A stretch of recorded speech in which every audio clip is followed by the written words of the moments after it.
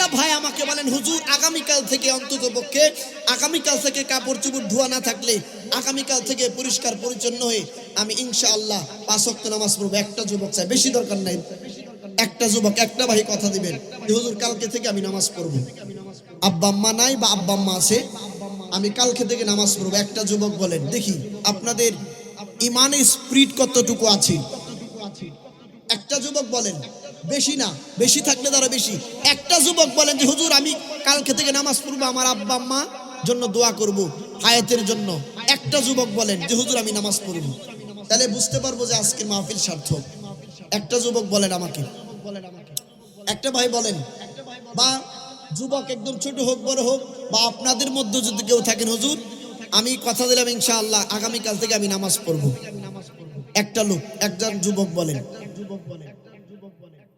একজন যুবক বলেন। ভাইয়ের নাম কি? মোহাম্মদ বিজয় ভাই। আপনার নাম?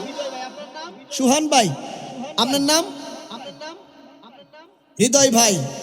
আয় আপনার নাম কি? সিয়াম ভাই। আমরা 4 জন পাইলাম, সকলে বলি মারহাবা।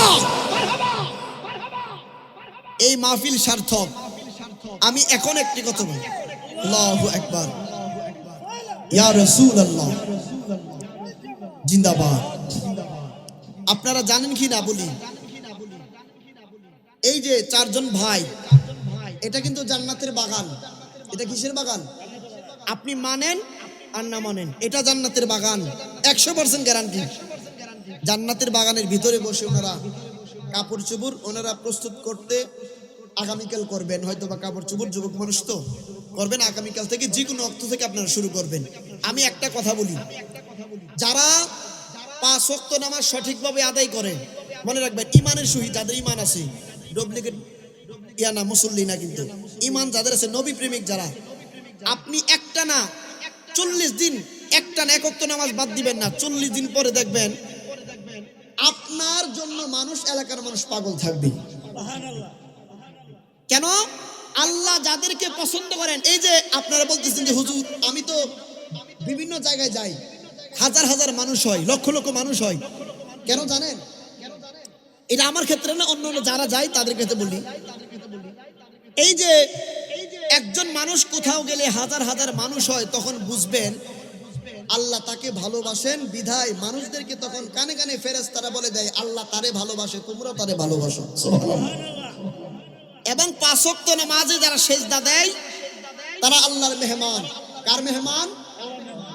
আমি আশরাফুল হক জয়নগরী প্রত্যেক ওয়াক্তে আমার আব্বা আম্মার জন্য দোয়া করি, আল্লাহ আমার আব্বা আম্মার হায়াত তুমি বাড়াইয়া দাও। আপনিও যদি এরকম দোয়া করেন, আপনার আব্বা আম্মার হায়াতও কি করবেন? আল্লাহ বাড়িয়ে দিবেন, কারণ সন্তানের দোয়া আল্লাহ ফেরত দিবেন না। যাই হোক, আলহামদুলিল্লাহ আমি অত্যন্ত খুশি হইলাম। বিজয় ভাই, সুহান ভাই, হৃদয়, 2 জন হৃদয় ভাই আছেন, আরেকজন, এই 4 ভাইয়ের জন্য আমার অন্তরে অন্তঃস্থল থেকে দোয়া থাকবে। আরো যারা আছি তারাও তো পড়েন ইনশাআল্লাহ, পড়বেন। নামাজটা যখন শুরু করে দিবেন দেখবেন আপনার প্রতিদিনের কাজ শিডিউল আপনার অটোমেটিকলি হয়ে যাবে, প্রতিদিনের কাজগুলো সুন্দর হবে। এবং আপনি প্রতি 5 ওয়াক্ত নামাজে যখন ওযু করবেন দেখবেন আপনার চেহারার মধ্যে একটা গ্লেজ আসবে। আর ওই যে কিনা কয় ফেয়ার এন্ড লাভলি মেন্স নাকি কি একটা ক্রিম মাখে ছেলেরা, ছেলেদের জন্য, আমি গুলি বুঝি কম, যদিও মানে ছেলে তো, আমি শুধু মাথায় সব সময় কম বেশি তেল দেই, এর বাইরে আমি দেও না, এই জন্য জানিও না। তো ক্রিম ব্যবহার করতে হবে না। 5 ওয়াক্ত যদি আপনি ওযু করেন, যে কোনো ব্যক্তি দেখবেন চেহারার মধ্যে এক্সট্রা একটা গ্লেজ আসবে। সুবহানাল্লাহ কোন। আমার নবী বলছেন হাদিস মুবারকের মধ্যে, যারা ওযু করে এই হাত দিয়ে জীবনে যত গুনাহ করছে ওযুর পানির মাধ্যমে সমস্ত গুনাহ আল্লাহ মাফ করবে। সুবহানাল্লাহ। চেহারার মধ্যে আপনি যখন পানি দিবেন ওযু করতে গিয়া, এই চোখ দিয়ে যত জানা হইছে, গুনাহ হইছে, এই যে চেহারার পানির সাথে গুনাহগুলি আল্লাহ ঝরায় ফেলবেন। সুবহানাল্লাহ। তারপরে ইমাম আজম আবু হানিফা রাহমাতুল্লাহ আলাইহি একদিন ওযু করতে গেছেন, বুঝছেন শেষ কথা, ওযু করতে গেছেন, উনি আরেকটা লোক ওযু করতেছে, ওই লোকটা গুনাহগার ছিল, তো উনি ওই লোকের ওযু দেখে হাসতেছে। তো মুরিদরা বলল হুজুর এই লোক ওযু করতেছে, ভালো জিনিস নামাজ পড়বে, আপনি হাসতেছেন কেন?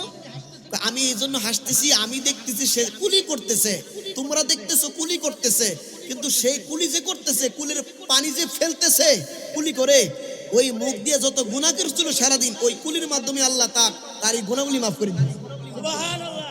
আমি দেখতেছি সে যে হাত ধৌত করতেছে, এই হাত দ্বারা যত খারাপ কাজ করছিল আমার আল্লাহ পাক এই ওযুর ওসিলায় ওই সমস্ত খারাপ কাজগুলার এই যে বদি কাজ করছে এই গুনাহগুলো আমার আল্লাহ পাক হাত থেকে জড়ায় ফেলতেছেন। আমি যখন তাকাইলাম সে পা ধুচ্ছে তখনও পর্যন্ত এ পা দিয়ে হেঁটে হেঁটে যত খারাপ কাজে গেছে এই পায়ের গুনাহগুলি আমার আল্লাহ পানির মাধ্যমে জড়ায় ফেলতেছে, গুনাহগুলি মাফ করে দিচ্ছে। এজন্য আমি হাসতেছি, এই লোকটা যে গুনাহগুলি করছে অপরাধগুলি করছে আমি চাক্ষুষ দেখতেছি। তাহলে উযু যে 5 ওয়াক্ত করবেন, আল্লাহ রাব্বুল আলামিন আমাকে আপনাকে সকলকে আল্লাহর ইবাদতের মধ্যে থাকার